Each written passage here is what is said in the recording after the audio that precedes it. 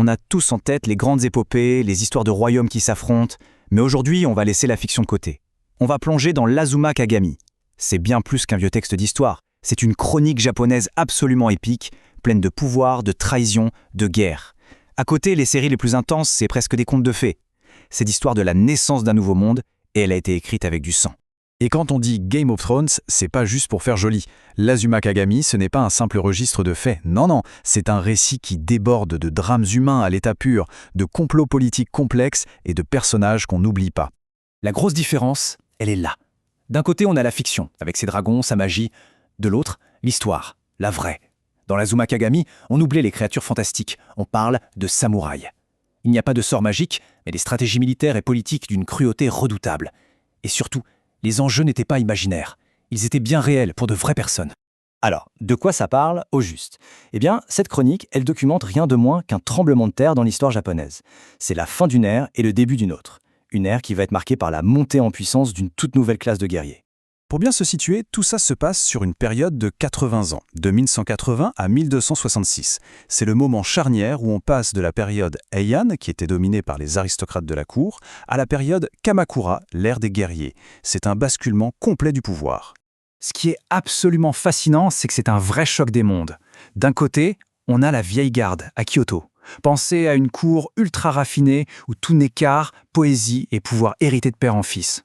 Et de l'autre, les samouraïs.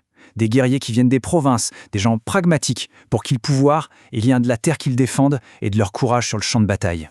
Alors, une question super importante, qui a écrit ce truc?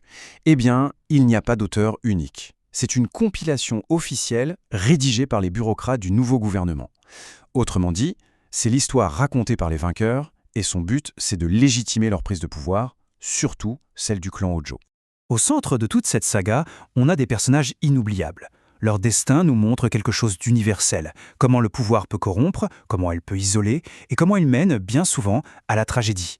On commence avec le premier grand nom, Minamoto no Yoritomo.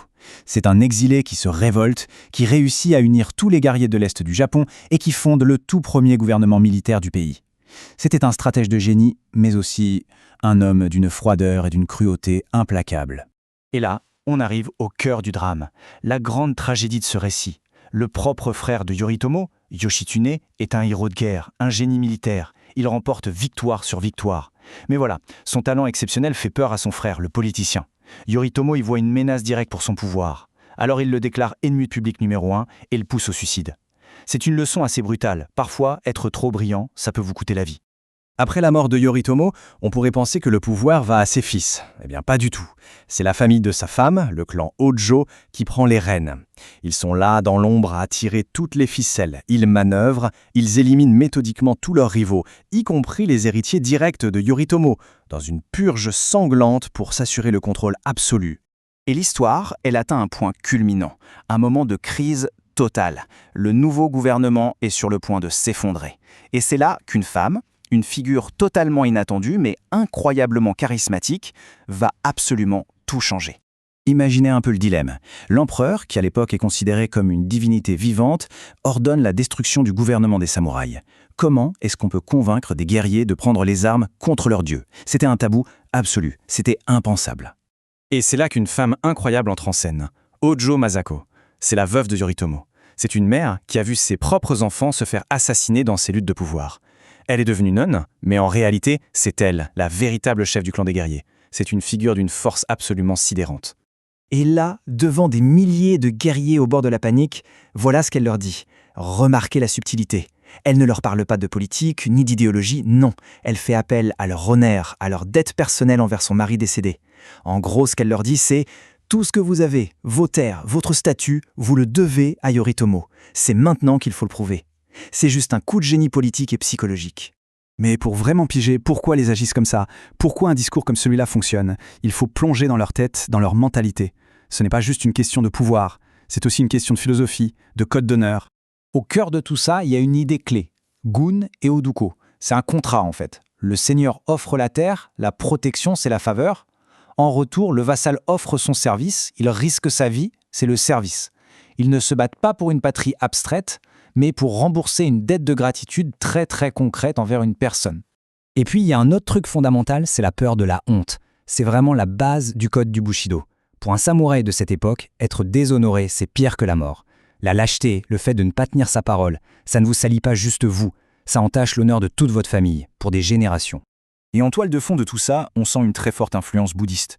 L'idée de karma est partout. La violence engendre la violence, ceux qui tuent finiront par être tués. Et surtout, il y a ce concept d'impermanence. Tout pouvoir, toute dynastie, aussi grande soit-elle, est vouée à disparaître un jour. C'est inévitable. Bon, on pourrait se dire pourquoi s'intéresser à une chronique qui a 800 ans? Tout simplement parce que ce qu'elle nous raconte sur le pouvoir, sur la nature humaine, eh bien, c'est absolument intemporel. C'est toujours aussi pertinent aujourd'hui.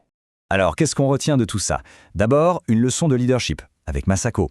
On inspire la loyauté par la gratitude, pas juste avec de grands discours. La tragédie de Yoshitsune, c'est l'illustration parfaite de comment une organisation peut finir par écraser le talent individuel par peur. Les Rojo, eux, nous rappellent que pour survivre, il faut parfois prendre des décisions cruelles. Et au fond, ce que le livre nous montre, c'est la nature presque démoniaque de la lutte pour le pouvoir. Alors, on va finir sur cette question, qui est vraiment le cœur de l'Azuma Kagami. Dans ce jeu du pouvoir qui ne s'arrête jamais, des principes comme la loyauté, comme l'honneur, est-ce que c'est une faiblesse qui nous rend vulnérables ou est-ce que, au contraire, c'est la force ultime? C'est une réflexion qui était valable au XIIIe siècle et qui l'est sans doute toujours autant aujourd'hui.